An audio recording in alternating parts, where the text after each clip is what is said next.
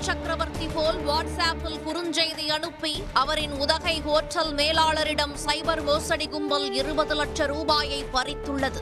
வங்கியில் இருந்த 1 கோடி ரூபாயில் 20 லட்சம் அனுப்பியது போக மீதமிருந்த 80 லட்சம் ரூபாயையும் அனுப்ப தயாரானவருக்கு மிதுன் சக்கரவர்த்தி திடீரென செய்த போன் காலால் தப்பியுள்ளது.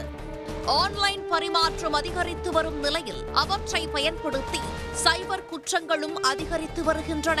பெரும்பாலும் இணையதளத்தில் தேவையில்லாத லிங்குகளை கவனக்குறைவாக பயன்படுத்தும் போது நாம் மோசடிக்கு உள்ளாகிறோம். வங்கி ஓடிபி எண்ணை வாங்கி பயன்படுத்தி மோசடி செய்து வந்த காலகட்டம் மாறி தற்போது கிரிப்டோ கரன்சி மோசடி, டிஜிட்டல் கைது மோசடி என்று ஆன்லைன் ஆசாமிகள் தங்களது பாணியை மாற்றிக்கொண்டே வருகின்றனர். அந்த வகையில் பிரபல இந்தி நடிகர் பெயரில் மோசடி நடைபெற்றிருப்பது நீலகிரி மாவட்ட சைபர் கிரைம் போலீசாரை அதிர்ச்சியடையச் செய்துள்ளது. பிரபல இந்தி நடிகரும் முன்னாள் எம்பியுமான மிதுன் சக்கரவர்த்திக்கு உதகை, முசோரி, பெங்களூரு, ஜோத்பூர் உட்பட நாடு முழுவதும் முக்கிய நகரங்களில் நட்சத்திர ஹோட்டல்கள் செயல்பட்டு வருகின்றன.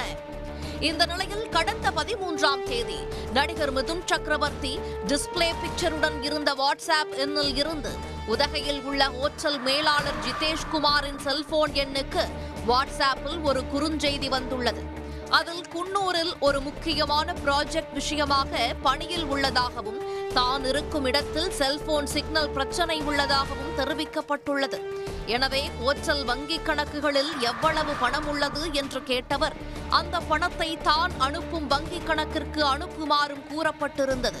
வழக்கமாக மிதுன் சக்கரவர்த்தி ஹோட்டல் மேலாளரை தாதா என்று அழைப்பார்.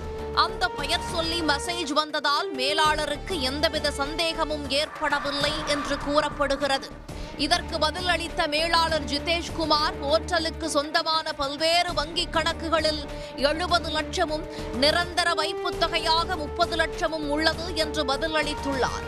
இதைத் தொடர்ந்து முதல் கட்டமாக 20 லட்சம் பணத்தை உடனடியாக அனுப்புமாறு வாட்ஸ்ஆப்பில் வங்கி கணக்கு விவரங்களுடன் பதில் வந்துள்ளது.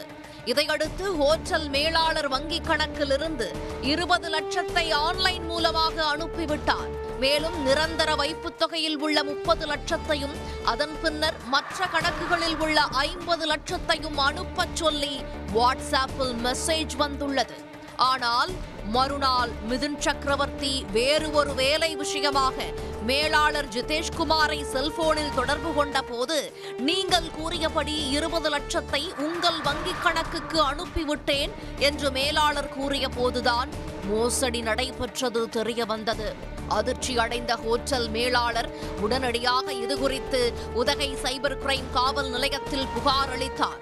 மேலும் நிரந்தர வைப்புத் தொகையில் இருந்த பணம் மற்றும் மற்ற கணக்குகளில் இருந்த பணத்தையும் அனுப்ப எடுத்த நடவடிக்கைகளையும் உடனடியாக நிறுத்தினார். இதனால் 80 லட்சம் ரூபாய் தப்பியது. இதுகுறித்து போலீசார் வழக்கு பதிவு செய்து விசாரணையை தொடங்கியுள்ளனர். பெரும் நிறுவனங்களின் ஊழியர்களிடம் நிறுவன முதலாளி போல பேசி பணம் பறிக்கும் சிஇஓ ஸ்கேம் என்பது தெரிய வந்துள்ளது. மோசடி பணம் எந்தெந்த வங்கிக் கணக்குக்கு சென்றுள்ளது என்பது குறித்து ஆய்வு செய்து வருகின்றனர். போலீசாரின் விசாரணையில் நாக்பூர், கேரளா உள்ளிட்ட மாநிலங்களில் உள்ள வங்கி கணக்கிற்கு பணம் சென்றுள்ளது தெரிய வந்துள்ளது. அந்த கணக்குகளை முடக்கி பணத்தை மீட்கும் நடவடிக்கையில் போலீசார் ஈடுபட்டுள்ளனர். உடனுக்குடன் செய்திகளை தெரிந்து கொள்ள சன் நியூஸ் பெல் ஐகானை கிளிக் பண்ணுங்க.